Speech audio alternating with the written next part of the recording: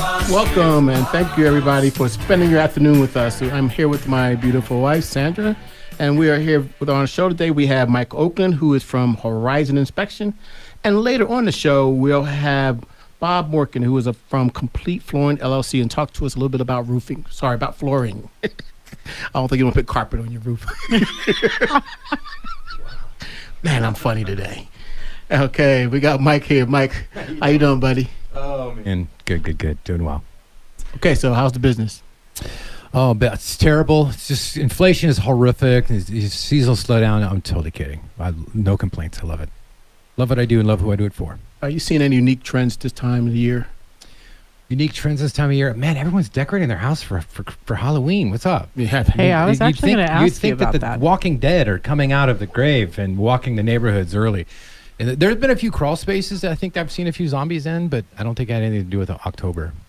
You know, I actually was seriously going to ask you about this being decorating season because a lot of people have framed stucco houses. That's so true. And they are putting holes in the stucco, right, to hang stuff. So talk to us a little bit about like why that is such a bad idea. Yeah, unless you like doing water damage repair. I mean, if you're into that, then by all means don't let me dissuade you. But yeah, putting holes in your stucco siding and allowing water penetration behind the material and into the wall cavities, right, it's just not recommended. So yeah, interior wall framing and rain are bad bedfellows. Right. So is there a better option for people that do want to hang decorations? Oh gosh, gotta have to see hang decorations do that. I know that there's different products out there on the market that don't actually cause surface damage to the walls, or you can use fasteners that have a weather tight sealants.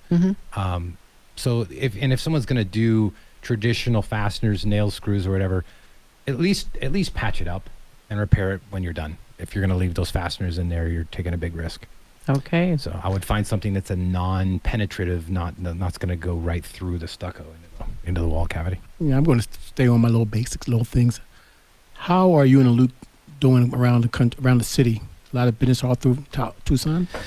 Yeah, I mean, the phones. I mean, gosh, ever since we started this radio thing, phones have blown up. It's been great. You guys are obviously getting some good reach. It's been nice. That's awesome. I think the people we have on the show are really good at what they do. And once they find out and first thing they hear you and realize that you guys know what you're talking about. And then when you guys go out there and show them, it makes it easier for us when they come with whoever's on our show. We did an inspection for a client.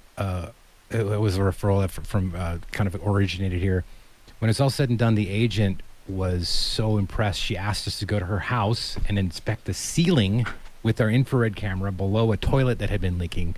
Because it was a very, very good experience overall. Good. So great. So now I need to know, did they fix the leak? They did. So yeah, awesome. We were able to use the moisture meter alongside of the toilet, use infrared from below to see where the water stain had been repaired, and yeah. I actually loaned out a secondary camera to a realtor who had a significant problem with a water leak in the garage. And so she used one of our infrared cameras to just monitor the drying process to make sure that everything was tied up. So, great idea. That's awesome. It was a little courtesy we did there just because, hey, helping them out. That's great. Hey, one of the things you had mentioned to us before we started the show was about inspection agreements. And those are required by law to have those in place. Yes, a home inspector is really, any insurance agent will tell you that you shouldn't begin the inspection until the pre-inspection agreement paperwork is signed around. It's also really important that the client, it's really, really, really important to read it because you want to make sure you know what is my inspector doing, what are they not doing. Right. And the most common point of conflict anywhere in any industry, doesn't matter if it's a restaurant, a car shop, doesn't matter, is unmet expectations. So if a client doesn't read the agreement and they don't know what standards of practice that the inspector is inspecting to, they're not familiar with that, they don't ask questions like, what does this paragraph mean? Just ask. I mean, we're inspectors, we're not lawyers. We're happy to answer your question. And I've yet to meet an inspector who's grouchy, who isn't willing to explain his report or his agreement. They're all very reasonable. They're written in layman's terms. So just ask. Read the agreement before you sign it. Ask your questions and make sure that you're clear what they're doing. I've actually heard people say, after reading a the agreement, because it does tell not only what you are doing, but what you're not, doing. And they'll be like, well, what is it that you're looking at? But you're looking at hundreds of items on the house. Yeah, I actually have one thing in my report form that I'll say is because I want to get ahead of that. I'll say the list of items and things that a home inspector is looking at is far too long to list here. Mm-hmm. It's more practical to show that systems that are not being inspected. Gotcha. Like, for example, and then I can give like a home security systems or like low voltage lighting in the yard or like a below grade storm drain. I mean, I don't think they teach X-ray vision in home inspector school. Maybe they are now. Yeah. But when I went through, they weren't. So if I could pick a superpower, it would be X-ray vision. That would be the one. But I don't want to see people's knickers. I just want to see into the wall. I just want to see it past walls and ceilings, and that's all. That would make your job a lot easier, actually. It would. Wouldn't it? It would. I mean, and some people think that infrared is like X-ray, and it's not. It shows you the surface temperatures. It lets you just see a thermal differential between what might be happening behind the wall or behind a particular material. But sometimes it looks like X-ray, but it's not. Okay. So infrared, is that a standard practice today with home inspectors, or what percentage of inspectors do you think are actually using the infrared? Well, first, in answering in order, no, it's not standard. It is optional. It really it doesn't. I don't think in Arizona it requires a certification or training to use. Any home inspector hypothetically could use it. I think they open up a lot of liability if they don't have some kind of training. But as far as percentage of those who use it, man, that's a good guess. I'd say probably on the high end, 20%, maybe 30%. Really? I don't think it's that many. I can't really say, I can't quantify that. All I know is that there's realtors who I run into all the time who say, wow, I've never seen anyone use an infrared like that before. And it's maybe what they mean is they don't see the people use it the way that I use it or as often. I don't know. But it is kind of its own set of mindset. Once an inspector starts using infrared, they very rarely go back to without it. And which, what is that infrared going to tell you? I know it's going to tell you if you have water intrusion, heat loss. Yeah, heat loss. You can see missing insulation. In fact, I saw that today, just a couple hours ago. I saw a wall that had no insulation in a shape of a window. It's like there used to be a window here. I can see it. Wow. I can see this closet had been put in where there had been a window. There's no insulation and there's unconditioned space on the other side. This is a heat sink. So the infrared was able to see it, and I mean, the naked eye would see drywall. You'd see the back of the closet. That's all you would see. But a quick scan with the infrared, like, whoa, hello. You can see the framing and the heat coming through. I'm like, interesting. What do we got? And then you try to find your way past maybe stored items or shit, like, what's going on here? What's going on behind this? And then you're like, there's no insulation. And electrical, too. That's going to help you out in that electric panel. Yeah, electric panel, or even really hot spots at an outlet or switch. You might see a hot connection in the wall. So I've seen that too. Everyone, you're listening to Michael Oakland, who is a certified master inspector for Horizon Inspections. We're headed to the break right now, so keep listening, and we hope you stay with us for a little bit. We're having a great time. We want to make sure you understand that you are listening to the I Am Real Estate Show on KVOI 1030 AM. Welcome back to the I Am Real Estate Show with Ray and Sandra. We're here with the certified master inspector, Mike Oakland of Horizon Inspection. No, I couldn't remember the darn name. Horizon. Everyone always says Horizon Home Inspections. I'm pretty sure that's another company somewhere. But, why wouldn't you think that? I mean, Horizon Home Inspections is pretty common now. We're just reminding ourselves what you do for a living. Yes. It's Horizon Inspections. It's like if you abbreviate it, it just says hi. There you go. Oh, my gosh. Sorry. Hey, Mike, I got a question for you. People with attics. How often do you think these people need to look at their attics and pay attention to it? You like addicted to what? Oh, you said attics, not addicts. Okay, sorry. All right, attics. We don't twice a year. Wait. Collect yourself.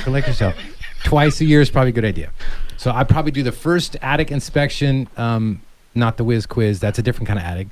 An attic inspection, I'd say after the first hard rain of the year. So monsoon season comes in, bam, hits your house with a nice big bucket of water.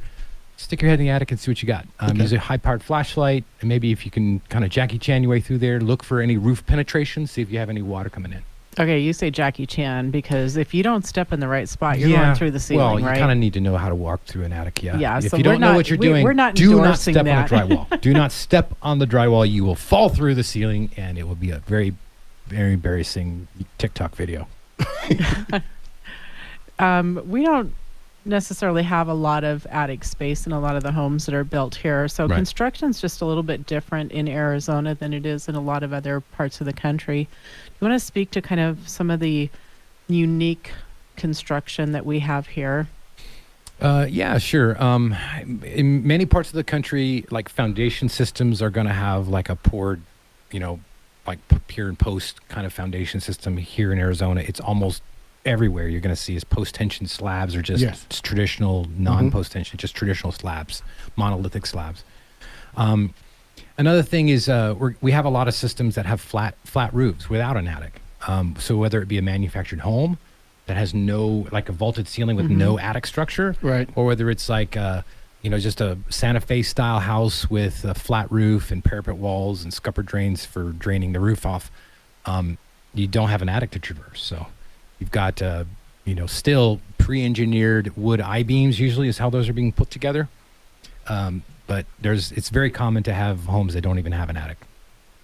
A lot of the older homes, you may have a little bit of a crawl space underneath them. I think around the university, you'll man. find that. Yeah, Snake Central. Ooh, yeah, super fun. Yeah, rats and snakes and scorpions, tarantulas. It's the best time of year for that, right? October, by the way, for anyone's listening, it's October. So yeah, if you want to have a fun time, jump into your crawl space under your house. I'd probably do that a couple times a year too. Again, take a respirator, wear gloves, nice big high-powered flashlight, and maybe even a stick, because you want to make sure if you find something funny down there that that you're not completely unarmed. That just sounds horrible. No, I will it is. not It be is. doing It is. that. Yeah, I think the worst thing I've encountered in a crawl space is a very angry sea otter. Okay, that was not in Tucson. That was not in Tucson. That was not in Tucson. Okay, we're just checking. Yeah, that was just no sea otters here. So we also have a lot of different types of siding or exterior to the home. Mhm. And I think a lot of that kind of goes by the age of the house as well, whether it's the adobe, Yeah. the burnt adobe, Yep. slump block. More commonly, Yeah. anything that's built today, it's too expensive to use those materials. You're probably all frame stucco Yeah, on new construction. I see that quite a bit. Yeah, it's extremely popular. It's frame stucco. Yeah, maybe this would be a topic for another show, but there's a product that's being invented now that's I gotta zip my lip on that. Because I know the inventor's family would murder me if I let the cat out of the bag too soon. We'll have to talk after the show. Okay. So We'll talk after the show. Yes. So keep listening to the show because yes, eventually we're going to talk about it. We will talk about it. Tucson will be early advance notice on this home product. So Are you we'll get seeing there. a lot of green construction? I know there is. So funny you ask. There's a lot of alternative Yes. too, right? So we There have. are. Yeah. Give us an idea of the type of things that you might run into on an inspection for someone who is thinking a little bit outside of the box without telling us what you know. Yeah. Okay. Gosh, man, you're handcuffing me here verbally. Well, okay. You've got your typical, high energy. You got your just for energy efficiency. I'm going to shift gears slightly. For those of you who are on the fence about getting an HVAC system, do it before January, because the minimum SEER rating for a HVAC system is going to basically it's going to be SEER. I think it's going to go SEER 14 as an absolute basic. Anything above that, they're not going to. It's going to be illegal to install. So there's a whole bunch of products out there that don't meet the minimum SEER rating that they're just going to become unsellable. So in the past, when they've had lead-based paint or the polybutylene pipes, they were allowed to use up that inventory even after. No grace. So you're saying no grace. No. So should we see some really good pricing then, maybe on some leftover surplus items that have to be installed before January? Probably. But then again, getting HVAC installed this time of year is probably going to be, just getting supply chain issues is going to be tough it's a tall order anyway. But your other question, as far as you see the most progress, I think, in terms of two types of products, two types of homes, manufactured homes that are built to be, Energy Star, et cetera. Or you also see there's a type of product that's it's basically called come on, the name of the it's structural insulated panels. SIPS construction, I think it's the nickname for it. So SIPS is, you don't see it here very often, but structural insulated paneling is where the foam insulation on the wall, the walls are pre-constructed off-site. Oh, wow. It's not a manufactured home. It's not a modular home. It's entire wall systems that are manufactured, sent out on a truck, and then assembled on site. Wow. So that's like all the conduits already pre-done. All the conduit for PEX pipe and all your Romex wiring is all already done. So you assemble it. So, yeah. How often are you seeing those type of products when you're inspecting? Man, around here, I haven't seen that in probably a couple of years. It's not very common here. Probably because we have a lot of termites. And when if you get any kind of an ant species in those kinds of walls, good luck getting them out. There's almost impossible. So frame stucco is far more common. Going to a newer technology, probably we were about 4 or 5 years out from that. Something that's going to be termite proof. We'll talk more later. Wink, wink, nudge, nudge. Okay, then. More on that later. My uncle actually years ago built a house that was kind of a foam block that he poured concrete into. Yeah, tried doing the other way around. Concrete with foam in it. But yeah, I got to stop talking. Yes, you got to stop talking. Okay. Older homes. Well, let's just put it this way. Here's just a teaser I can say. The technology is so good. The house is self-powered.